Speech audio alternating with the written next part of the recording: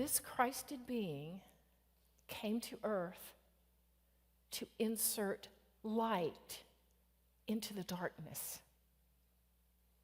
to bring truth to those on the planet. Truth with the capital T. Truth in a higher way.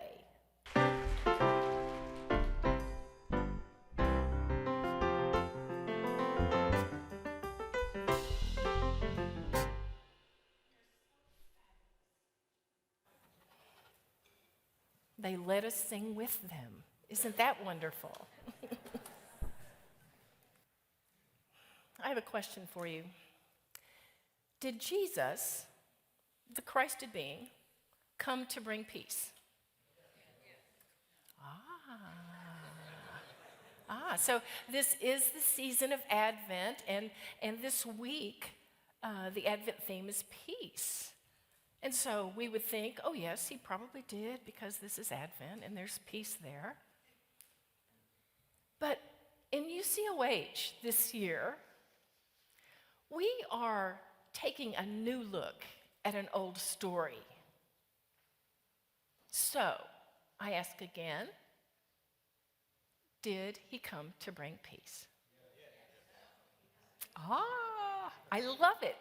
If you said yes, you would be right. And if you said no, you would be right. Now, how can that be? It doesn't sound right. I mean, after all, when the big angels came down for the shepherds and they said, peace on earth, goodwill to men. That was supposed to be a bringer of peace, right, that they were announcing? But this is what Jesus himself said.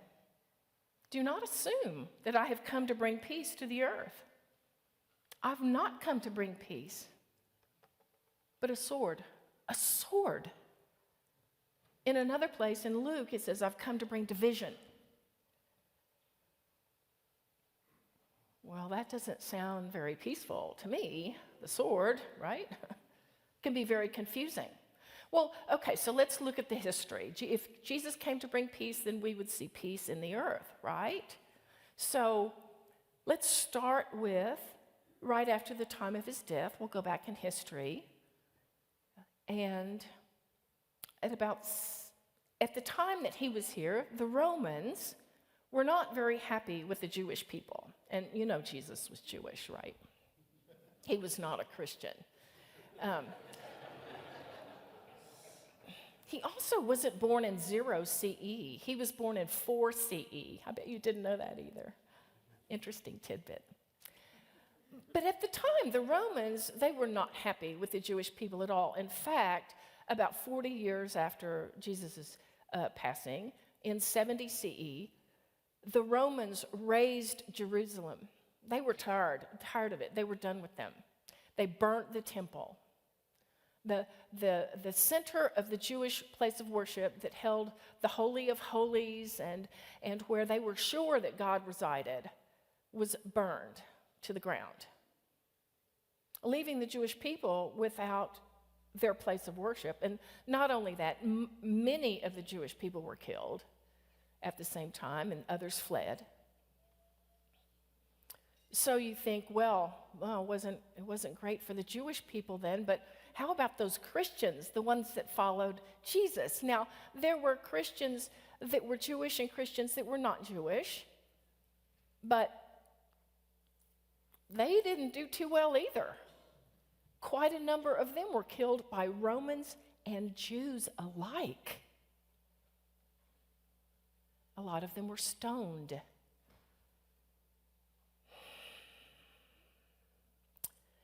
So that wasn't really cool. But before we go on and say, well, those Romans or those Jewish people, the Christians themselves don't have a great history at peace. There were the Crusades when they went out and tried to destroy people of other religions, including Muslim people. And of course, we've had the revenge of those people here on our soil at 9/11. But they also, those claiming to be Christian, also killed others who were practicing the beliefs and the practices, teachings of Jesus. Well, that sounds weird, doesn't it? But there's a whole group of people called the Cathars in France that were systematically hunted down by the Christians and killed. They made them either renounce their views or be killed. And in fact, at Montségur in France, there is a place where one of the very last holdouts of the Cathars, 244 of them, ended up being burned in a huge bonfire. Not very peaceful. And that was in the name of Jesus. So it doesn't sound like historically there's been a lot of peace. And I think even if we look at our country today, it looks pretty peaceful, right? Oh. It's kind of difficult sometimes to see what's going on. It doesn't seem peaceful. Well, so maybe Jesus didn't come to bring peace. But then there's another saying, my peace I leave with you, my peace I give to you. It is not as the world gives to you that I give to you. It is not as the world gives to you that I give to you. That's in John, that's the first part of the verse. What could he have meant? In one place he says, I didn't come to bring peace but division. Another place he says, I came to bring peace, but not like what you're used to seeing. So what is it that he came to bring? There's another saying, I am the way, the truth, and the life. This Christed being came to earth to insert light into the darkness, to bring truth to those on the planet. Truth with the capital T. Truth in a higher way. You know, in the Hindu tradition, one of the cosmic principles they have is called Shiva. And people say, oh, Shiva's the destroyer. But really, you know who Shiva is? Shiva is the one who stands for truth and will not allow anything else to get in the way.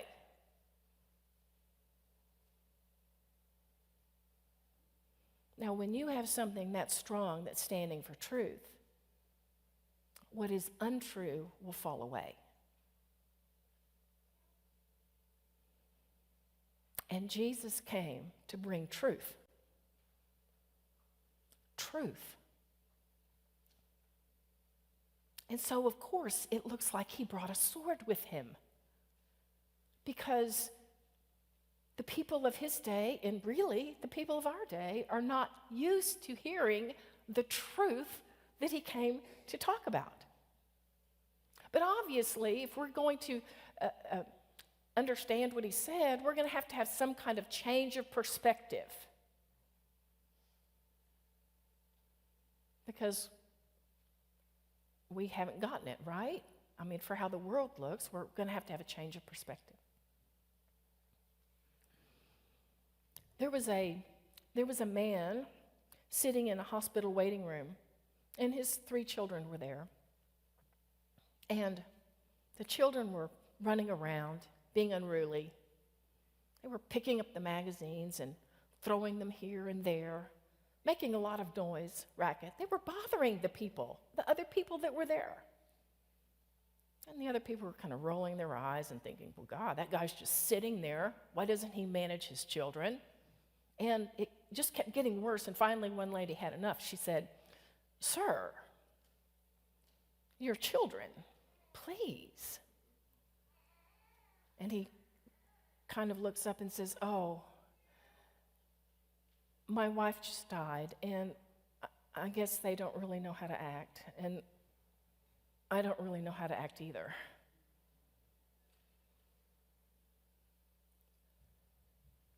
Now talk about a change in perspective.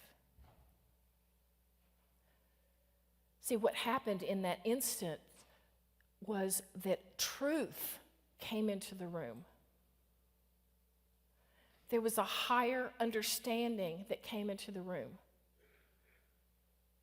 which not only changed people's perspective, it changed their hearts from one of judgment and you ought to do this to, oh my gosh, how could I possibly help this man and his children? That's a change of perspective. And what we're being asked to change in the way of perspective is really no less than that kind of understanding. No less. We talk a lot about the ego. I like to call it the protective personality because that's easier to take. But it makes up stories, and it's always looking for problems and things to fix.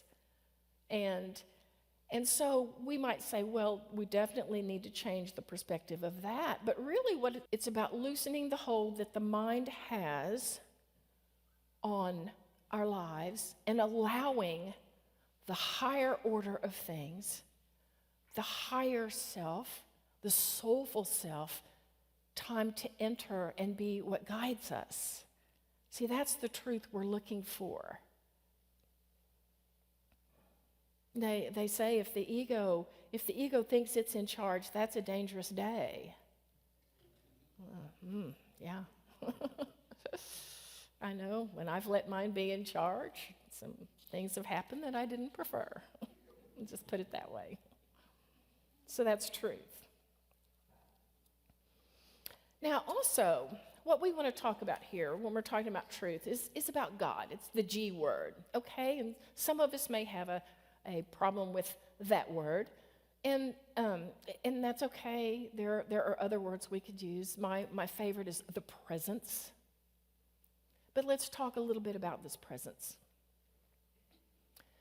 First of all, it's everything. Unity's first principle. There's one power, one presence, one. See, a lot of times I think, well, we say, oh, there's only one, and it's over there.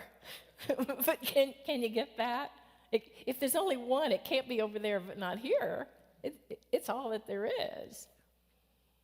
So there's one presence. And this essence is also energy. It's substance. It's infinite potential waiting to come into form. It's whole, which means there's not a place anywhere within it that is lacking. Because you couldn't have one whole where something's lacking over here and something's not. So I can't say, oh, I'm whole, but you're not? No. And it's complete. That there's nothing missing from it. And it's based in light, love, and therefore goodness. And it's creative. It is always creating. Creation is what it does. And it's creating more light and more love and a new way here and a new way there and a way where it was thought that there was no way before. It's continually creating. And it has intention, and so it has intention, and then the thing appears. It manifests.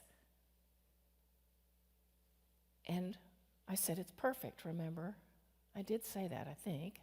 If not, I'm going to add that into the mix. It's perfect. It's presence. So, with all of that, we come to the conclusion that if God or the presence wanted no conflict in the world, it would have created the world that way. Right? It's whole. It's perfect. Okay. So obviously there's something in conflict that is intended to be here, because there are other dimensions, I'm told, where there's no conflict. But here, on this planet, in this 3D dimension that we're in, there is conflict. So it must be intentional. What could be its purpose? Oh, okay, good, great. Yeah. The only problem in the world is that we believe in problems. Oh, Dr. Sue Morter said that. She said that like yesterday or the day before. It's like, oh, I've got to write that one down.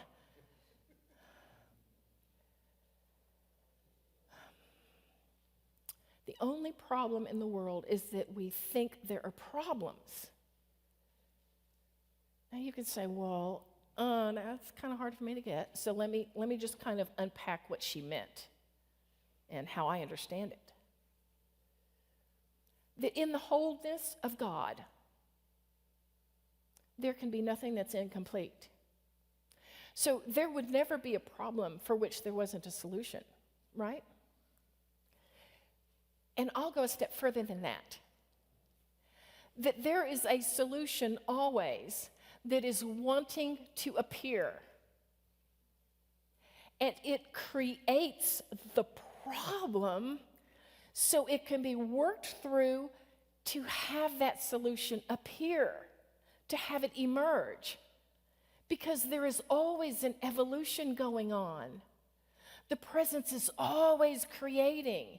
It's always creating more and more out of itself, and more love and more vibrance and more wholeness and more divine intelligence and abundance. It's not static at all. And so when something else within it wants to emerge, it creates a way. And the problem is the way. It's the way to get there. I'm sure you've had a moment in your life when you worked through something and then it was like, oh, you arrived at a different place because now you had a deeper understanding. That's the way the universe works here. It's by design. And when we understand it from that standpoint, we can say, well, there really aren't problems. There is simply a solution that wants to emerge. So instead of being fearful, we can be curious. Oh, I wonder what's going to emerge with this one. I wonder how it's going to work itself out. I wonder what I can do within to make this a better place. Curiosity instead of the fear of the problem. See, we want to embrace it. And this is also what Jesus told us in the second part of John. Do not let your heart be troubled, and do not be afraid. Do not be afraid. If we understood there really were no problems, our hearts would not be troubled. We would be able to see with that higher sense of self, that higher essence, what the presence sees, which is never a problem. Never a problem. See, this is the truth that Jesus came to bring. And this is why he said, I come to bring a truth, a peace for you, but it's not like you're going to understand it. We have to go above. We have to step back from a higher perspective and see it. So, That's our goal. How are we going to get there? I have some acronyms today. I love acronyms, and I use them all the time. So today's acronym is SAW, S-A-W. We're going to have tools here with SAW. And it's SAW as in my eyes were opened and I saw. Okay, you might think of it that way. The S stands for shift our perspective. Shift our perspective. Now, we talked about changing your perspective. We've already been through how powerful that can be. But something else that we've learned is that whatever we focus the mind on magnifies. And so there's a double reason for changing your perspective, for shifting your perspective. And that's because if I'm focused on problems, if I'm looking out there and saying, there's no peace out there, then what I'm magnifying is no peace out there.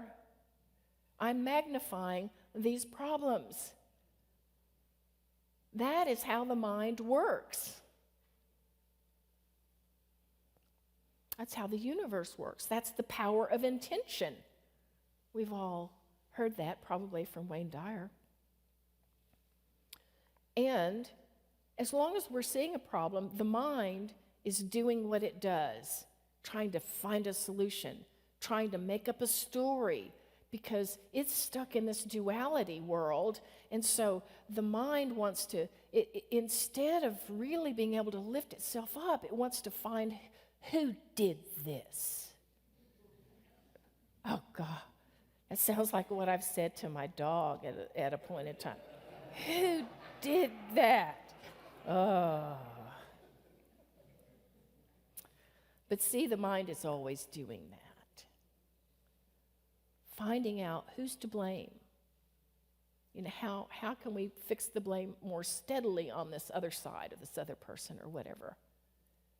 And so if we can shift our perspective, shift it into that higher level, then the mind can kind of relax. It can say, oh, there are no problems. Oh, okay, there are no problems. Okay, I can relax. And when the mind relaxes, that allows the higher self to rise. It allows that intuitive knowing to come in, to speak in that quiet voice, in that gentle knowing. So we want to shift our perspective. And the more we can focus on peace, saying, I see this out here, and on a worldly level, this does not look like peace, but I know that peace is right there. It's right there behind the problem. It's right there. If we can shift our perspective and our attention on that, that's how the solutions come. So shift our perspective, the S. Now, the A in SAW stands for acknowledge the eternal. Acknowledge the eternal. And we talked about the presence a little bit before, and about what it is, about it being all that there is, about it's always ongoing. It's infinite. Did you know that infinite does not mean a lot of something? It means never-ending something. It means no beginning, no end. And the presence is infinite. And it is infinitely creative. And it is eternal. That means it's never going to stop. It is never going to stop providing us with what we need. It is never going to stop showing up as love in our life. It is never going to stop trying to get us past this little micro thing that we have, so that we can see the beauty of life that's really there. It's never going to stop that. Amen. It's never going to stop. It's eternal. It's eternal. When we can start acknowledging the eternal, then as we know that we also are made of this very stuff of the presence, that's what we are. We're not holding a little bit of it in our heart. We are it, all of us. Then we can say, oh, I'm eternal. So what's happening in this tiny moment here, this tiny moment, is simply a little project to get through so that I can bring this greater light to the planet. It's not that big. That maybe the entirety of Earth perhaps is a project. Right? Going on forever, and there's this project that we're all working through as a species, as humanity, and we'll get through it fine. And then we'll up-level the planet, and then move on to who knows what next. Eternal. And each of us is. Don't let anyone tell you that you are limited to your mind or to your physical body. We're eternal. The essence of who we are is totally eternal. Okay, so that's the A, acknowledge the eternal. Now, we've shifted our perspective. We've acknowledged the eternal. And what's left for us to do? W in SAW stands for work with the energy. Now, you might say, well, that's kind of a big shift. We're kind of out here talking about God and all this stuff. Now we're doing energy. But this is part of our understanding as well of the presence and of ourselves and of our place in it. As eternal beings, we are energy. In fact, everything is energy. Let me just start by saying that. Everything is energy. Science has proved that. And so now science and spirituality are merging. We say everything is God. The scientist says everything is energy. It's like, oh, God equals energy.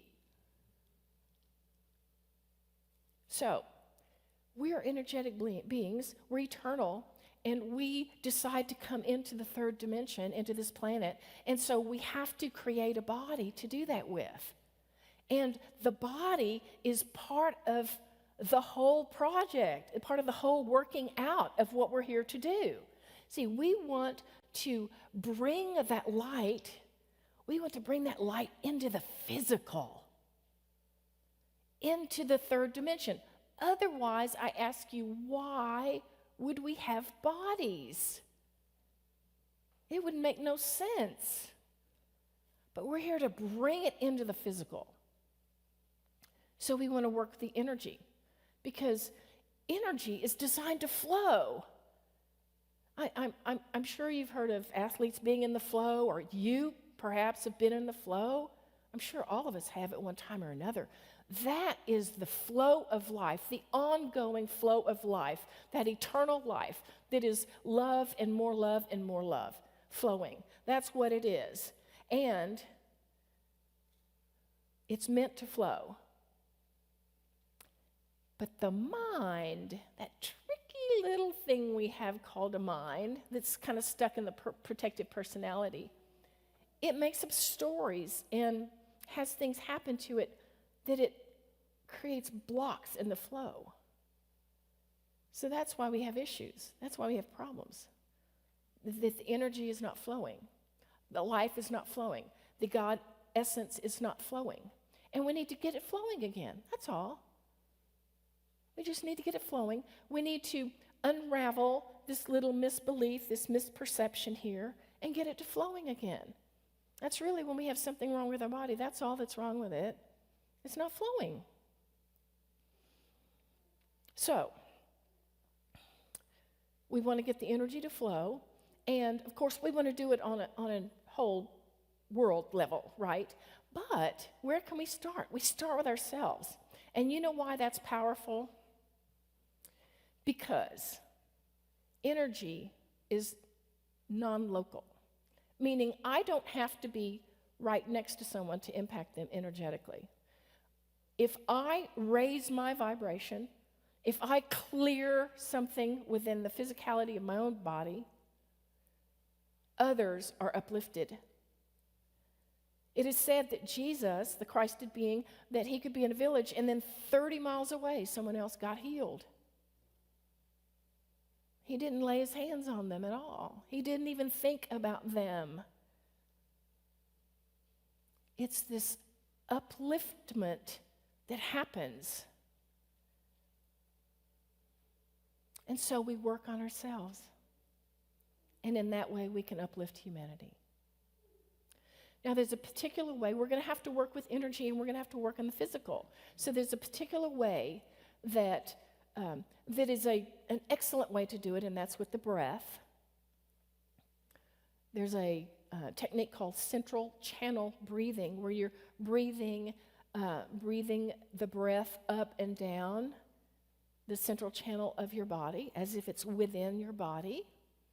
And so I'd like for us just to do that for a little bit now, just to kind of get used to how it might feel to do that. You can stay right where you are. You can keep your eyes open. This is not a very difficult thing at all.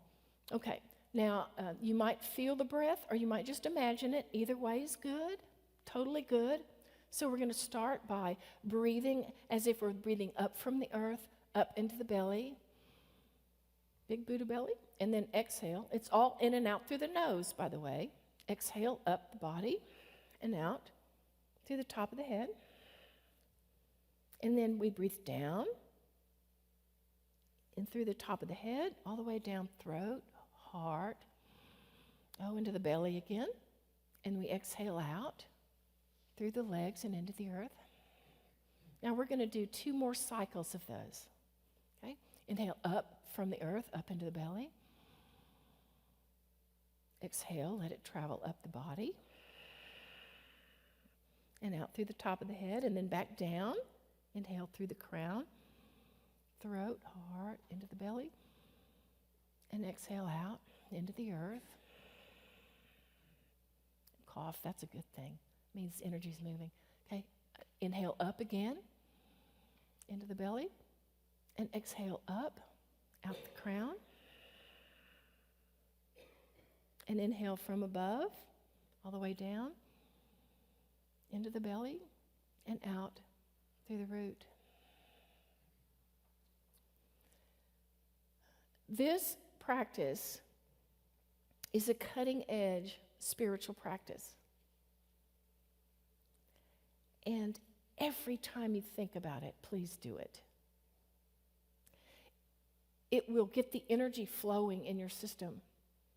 It will start removing those obstacles where the energy has to go like this instead of like this.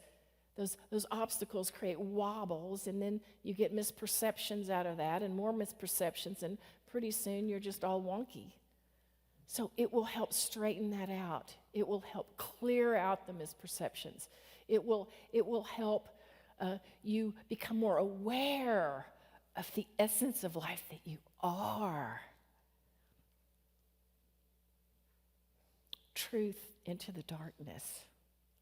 Light into the darkness. It will help us all become more awake to the essence of life that we are, to the presence, to that ongoing flow of life. So did Jesus, the Christed being, come to bring peace? Yes, he did.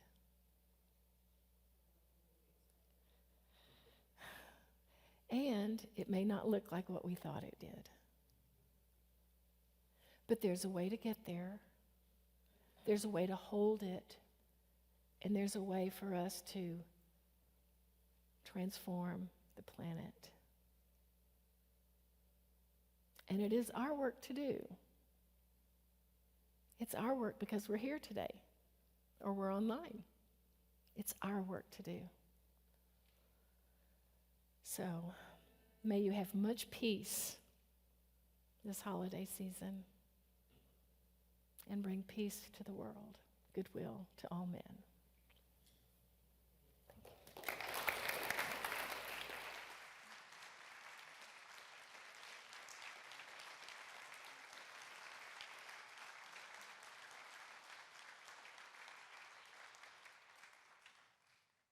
Divine love, through me, blesses and multiplies all that I am, all that I have, all that I circulate, and I am grateful.